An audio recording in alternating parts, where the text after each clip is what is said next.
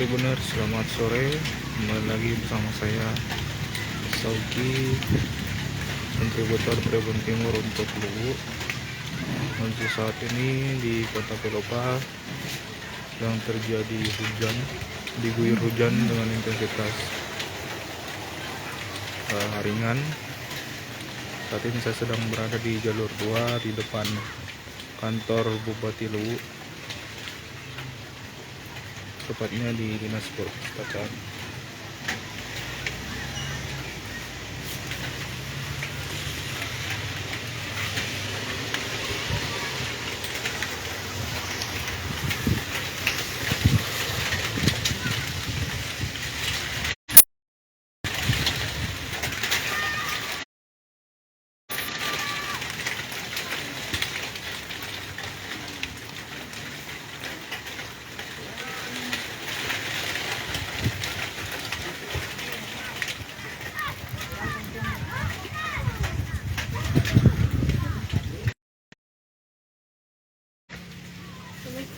Hah?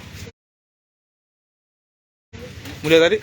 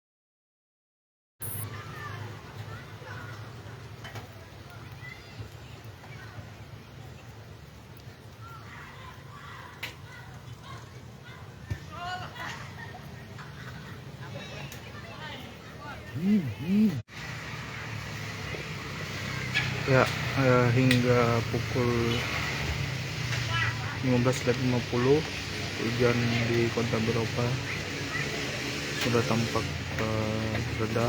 Tribuners,